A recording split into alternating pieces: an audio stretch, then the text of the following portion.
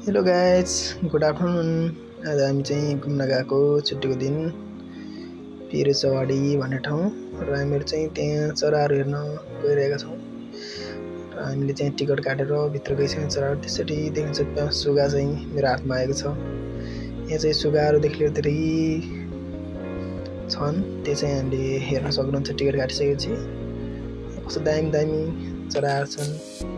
मैले चाहिँ पहिलोदेखि पनि सब चराहरू हैन कस्तो लागिरहेछ तपाईहरुलाई। यति राम्रो राम्रो छ, तपाईहरुले हेर्न सक्नुहुन्छ।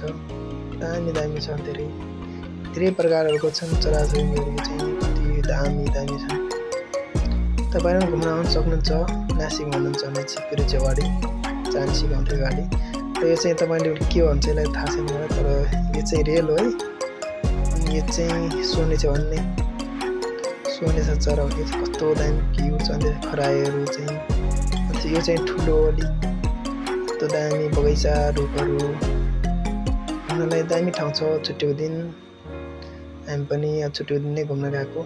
अनि चाहिँ बच्चाहरूलाई खेल्ने ठाउँ र त्यसपछि यो चाहिँ देख्न सक्नुहुन्छ तपाईहरुले। अनि यो चाहिँ मोटु तपाईहरुलाई कति मन पर्छ। अनि यो चाहिँ दुईटा कस्तो दामी गाई छ, सानो सानो। यो चाहिँ हाम्रो चराहरू दामी छ घुम्नलाई। पत्लो फोटो खिचाउनलाई धेरै राम्रो ठाउँ छ। तपाईहरु घुम्न सक्नुहुन्छ। यो चाहिँ काश्मिरी बाख्रा हो। यो चाहिँ 4-5 दिन्छ।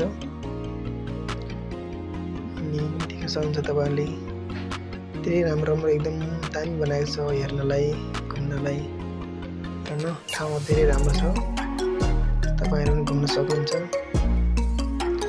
धेरै कुराहरु छन्, रमाइलो हुन्छ त्यस छुट्टीको दिन घुम्नलाई।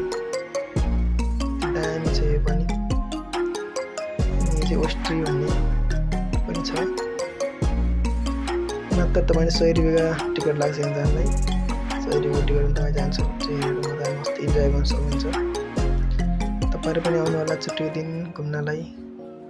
पिरो चौवाडी दामी छ घुम्नलाई ठाउँ। माथि चाहिँ बेलायती भन्छ नि हाम्रो नेपालतिर, बेलायती भयो। त्यसै हामी फाइनली घुमिसकेका छौँ गाइज। मलाई चाहिँ राम्रो लाग्यो। तपाईहरुलाई चाहिँ कस्तो लाग्छ भन्नु होला है।